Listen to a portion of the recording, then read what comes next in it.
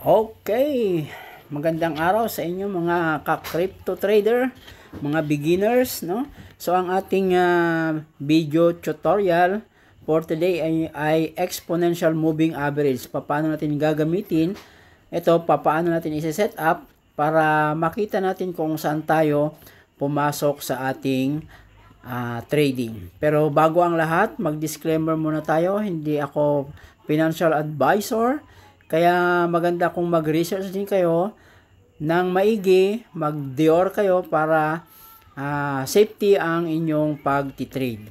Okay, so kung bago ka pa lang dito sa aking YouTube channel, makikisuyo naman ako na mag-subscribe at i-like na rin ang video, mag-comment ka din kung anong gusto mong next na i-content natin at i-share mo rin ito sa mga kaibigan mo na para matuto sila sa pag-trade. Okay, so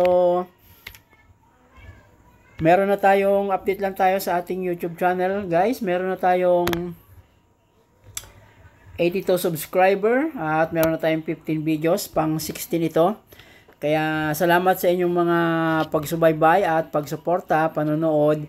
Kaya let's go na, guys. Punta na tayo sa ating Gate.io. Okay? Diyan sa inyong mobile, sa inyong mga cellphone, sigurado naman siguro na napanood yun na ibang video ko. So meron na kayong crypto exchange. So itong Gate.io ang itap natin. Okay? So malinis ito. Ang gagawin nyo ay itap nyo ito para makapunta kayo sa trading view, no? So nasa trading view na tayo. Pag hindi pa kayo nakapunta sa trading view, itap nyo itong settings na to. Tap, and then itap nyo yung nakikita nyo itong trading view na ito. Kung basic ang nakikita nyo dyan, itap nyo yan kung basic. Pagkatapos ay itap nyo ang trading view para makapunta kayo sa trading view. Okay? So, ayan. Nasa trading view na tayo. Okay? So, ito malinis. Wala pang ano. So, paano ba natin gagawin, no? So,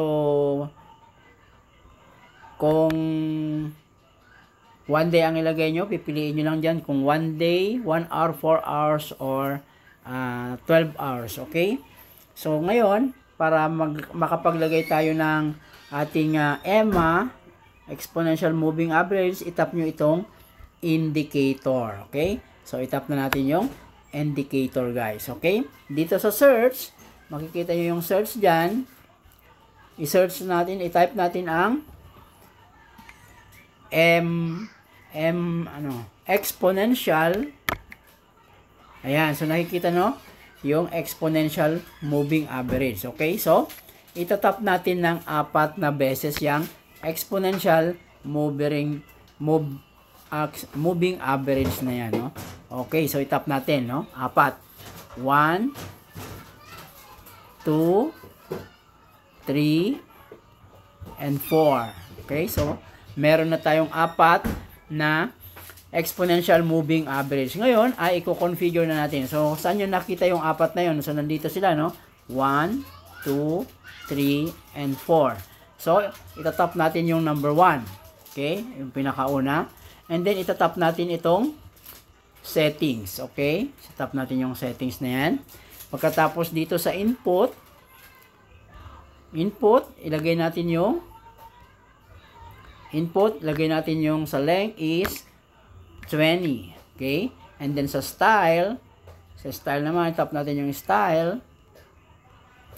Piliin natin yung green. So, unahin natin yung green, guys. Okay? Then, scroll dito banda, dito.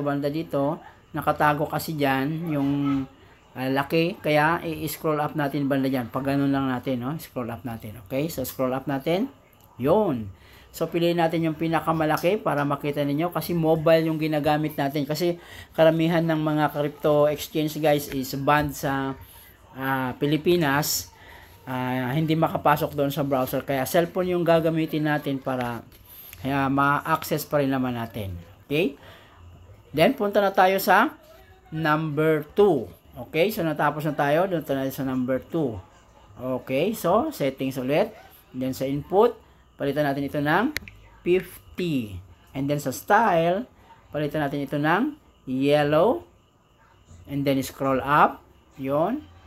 Then piliin malaki, then punta tayo sa number 3, settings, input, palitan natin ito ng 100, style, palitan natin ito ng red. Okay, and then scroll up. So makikita natin ganyan yung ginawa natin guys, para parang traffic light lang ang dating, no?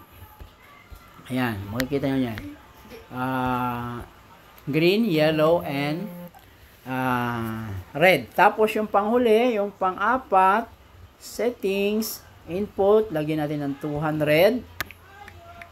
Then style, yan na yun. Then lakihan lang natin.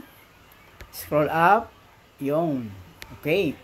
So ito na yung ating apat na exponential moving average. Okay. So meron tayong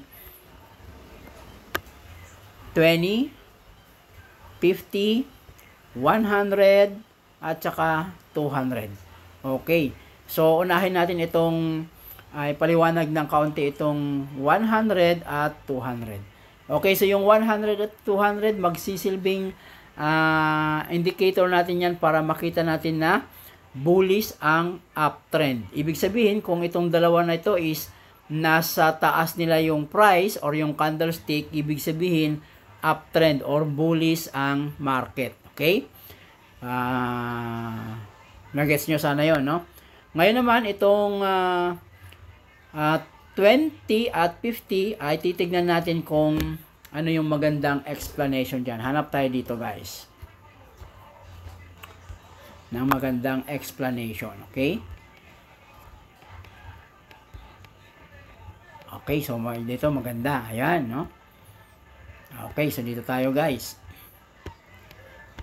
So para ma-scroll nyo yung ganyan, dito banda, dito sa may mga price, scroll up, scroll down nyo lang naman. Okay, so subukan natin. Scroll up, scroll down. Okay, scroll up, scroll down. Okay, so ganun siya, no? So pagka gusto nyo man ito naman, yung dalawang thumbs ninyo, pagdikitin nyo, then paglayuin nyo, yan yung zoom out. Pag i-zoom out, pag dikitin nyo, yun naman. Okay? So, dalawang thumbs nakadikit. Pag ilayo nyo, zoom out, then ganyan. Okay. Sige, kung gusto nyo man magbalik sa normal, tap kayo ng dalawang beses dyan sa mga may price, tap natin. Yun, balik na sa normal guys. Okay? Sige, magsimula tayo sa ating video tutorial. Ito, napakaganda na ito, di ba? Oh. Okay, subukan natin guys. So, kumuha tayo ng isa. BTC ito. So, gawin natin, let's say, try natin yung BNB. Palitan natin yan, BTC USDT ng BNB. Or kung nalagyan nyo na ng star, hanapin nyo na lang kung nasaan. So, meron akong star kay BNB. So, itap na natin si BNB. Okay, tap natin. Yan, okay. So, saan tayo magandang pumasok, no? So, nasa 1 day time frame tayo. Ayan, no? Okay, so dito tayo kumuha, no? Okay, so dito tayo maganda mag-explain. Okay, na-explain na natin yung red and purple na magsisilbing bullish uptrend kapag sila ay nasa taas nila yung price. So, magandang pumasok. Pero kapag nasa baba nila yung price, downtrend yun, guys. Okay? So, ito. Kapag yung green, hanap tayo ng maganda nga na para makapag-explain tayo doon sa green and ayun. Ito. Okay guys, maganda to. Ito yung pinakamaganda na makita ninyo ng papasok. Okay? So dito guys, yung exponential moving average na na green or yung 20, kapag nakita nyo na siya na nasa taas na yung price bago mag-open yung market, so kagaya to 1 day, so ibig sabihin ito alas 8 yan sa Pilipinas guys, no? Ngayon kapag nakita ninyo na yung EMA 20 is nasa taas na ng price and then nag-open, inabangan nyo alas 8 ng umaga at nakita ninyo na nasa taas na siya ng opening price, ay signal na yung para bumili. And then yung 50 naman, kapag nakita nyo na nag-crossover na yung green at saka yung yellow, yun yung pinaka-confirmation nyo na maganda na talaga na mag-buy. Okay? So, nasa sa inyo. Kung nakita nyo na, bibili na kayo or the next day pa kayo, no? Pero kung sa akin, nakita ko na, pwede na akong bumili niyan. Pero pag-aralan nyo sa inyo para makita nyo kung ano yung effective sa inyo. Okay? Kunyari nakapasok kayo dyan guys and talagang lumipad nga siya dyan. And then, nung nag-crossover pa siya sa pula at saka sa purple, nakita talaga natin na bullish ang signal, hindi pa tayo nagbenta. Kunyari dito, kung sakaling nagbenta ka na dito guys, pwede ka na kasi magbenta dyan o kaya dito ka nakapagbenta. Ngayon, ilang percent, no? So, para makita naman yung ilang percent, dito sa Trading View Tools, ito, tools yan. Okay, kung blue yan, itap nyo lang yan para makita nyo, para kunyari ito, itatap ko yung arrow. So, blue yan na maliit. Pero kapag itap ko naman ang isa para makita yung tools, so, scroll up na lang natin, no? So, scroll up natin pataas dyan, okay? So, scroll up natin. Yun. Kung nakikita nyo yung ruler, yan yung pangsukat natin. So, itap natin yung ruler. And then, yung blue na to. Itong blue na to guys is magpapakita yan ng itatap nyo siya. Tap and hold yan. Tapos, dalhin nyo kung saan kayo nakabili. Kunyari, dito kayo nakabili. Okay. And then, bitawan nyo. Then, isang tap. And then, bitawan nyo ulit. Then, saka nyo itap and hold yung kulay blue na yan. Okay. Tap and hold. Kunyari, dito tayo nakapagbenta. Dito sa green na to. That is 12%. So, kumita na tayo ng 12% guys. Kung dito naman sa isa, that is 15 or almost 16% guys. No? Pero, dahil nakita natin na nag-crossover na yung tatlo, no? Naging yung 200 is nasa baba na and then yung 100 is nasa ilalim ng 50, bullish trend yan. Pag nakita nyo na yan, naispatan nyo, huwag muna kayong magbenta. Bakit? Tingnan natin guys. Anong nangyari? Kung tayo dito sa isa, yun, no? So, tinap lang natin. Okay, so ito na tayo. Pumunta tayo sa perpetual yun, no? Okay, so spot lang tayo guys. So, nakita natin kung dito tayo bumili, banda, no? Dito yung tinignan natin na nakabili tayo. Then, nakita natin na umibabaw na, hindi tayo nagbenta guys. So, kung magkano na yung kinita natin kung dyan tayo nakabili. Okay, kung susukatin natin guys. From dito, and then hanggang dito, that is 123 guys, no? Nakita kung naglagay kayo ng 100 USDT, that is kumita ng 120 USDT. Pero dito July pa eh. Kung makita ninyo is nakita natin yung signal na yun dito July, lalo na kung dito kayo nakita nyo banda May, nakabili na kayo dyan. July, May, June, July, August, September, October, 5 months, no? So, yung 5 months, in just 5 months, kung magkano yung capital nyo, let's say, 5,000, naging 10,000 in 5 months. So, ganun sa spot, okay? So, hopefully, natuto kayo at kung nagustuhan nyo itong tutorial natin na ito, guys, i-like nyo naman yung video, i-share nyo din, okay? So, tignan natin kung paano ko ginagamit ang EMA na ito para maghanap ng pwedeng pasukan. Tignan natin. Okay? Yun, no? So, dito. So, ito yung BTC, yung pinakauna, BTC. So, makikita nyo na dyan, guys, no? Kapag nasa ilalim na, so, kunwari dito sa BTC, nakita nyo na nasa ilalim na siya, nasa ibabaw na yung price, yung pula, pwede na kayong bumili, no? Then, yan, napakagandang bumili dyan. Uptrend, no? Then, dito sa BNB, yan, napakaganda. Kung dito tayo nakabili, banda dito. And then, ETH, yan, napakaganda. Dito din, ang ganda rin ng ETH, oh.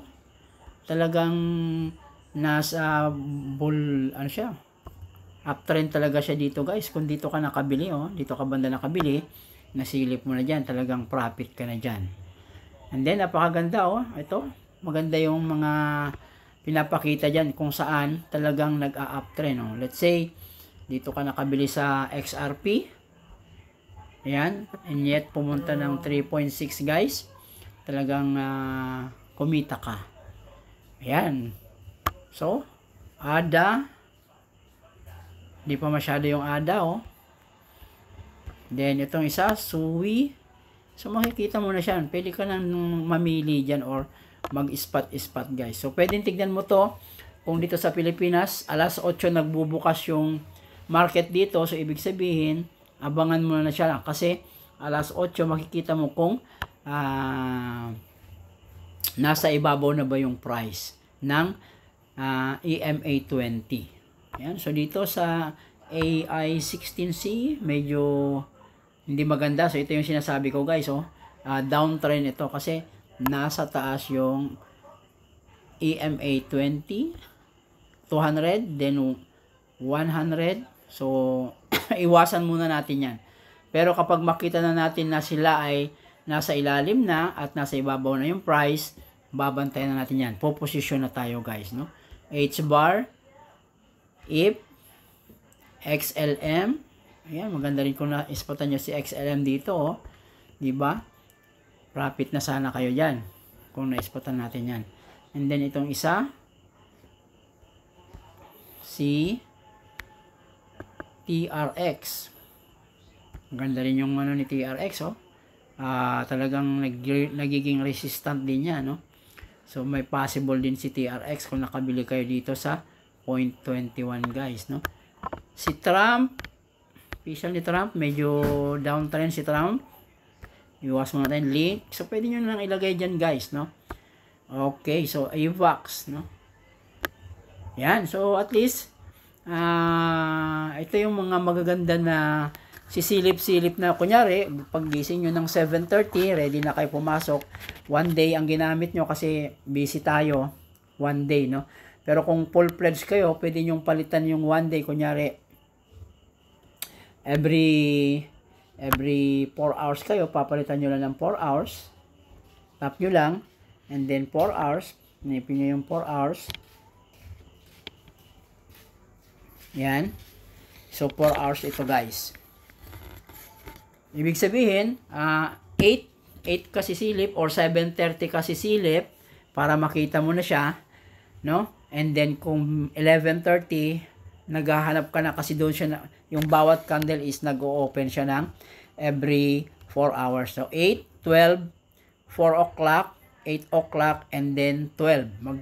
12, and then 4, and then 8. Magsasara siya sa 8 at mag-o-open din siya ng panibagong candles, guys. Okay? So, yan. Sana ay maging exciting ang inyong pagtitrade. Muli, hindi ako financial advisor. Mag-research din kayo kung ano yung maganda na mga strategy nyo, sistema ninyo sa pagtitrade. Ito, para sa mga beginners, pwede nyo nang simulan ito na aralin. At hopefully ay maging profitable din kayo sa inyong pagtitrade. Na kahit na kayo ay busy, kayo ay nasa pasok, silip-silipin nyo lang, di ba? Kunyari meron kayong extra na 5,000, pwede nyo i-trade yan, guys. So, comment nyo kung ano yung mga gusto nyo na matutunan. At yun ang mga i-content natin. Gagawa natin ng video tutorial. At para ganahan ako na mag-upload, guys, pakidagdagan naman yung ating subscribers. Meron na tayong 88. Sana ay madagdagan ito at maabot natin ang first 100 na subscribers sa ating channel. Maraming salamat sa inyong panonood. At huwag kalimutan i-like, mag-comment at i-share ang ating video. Bye-bye!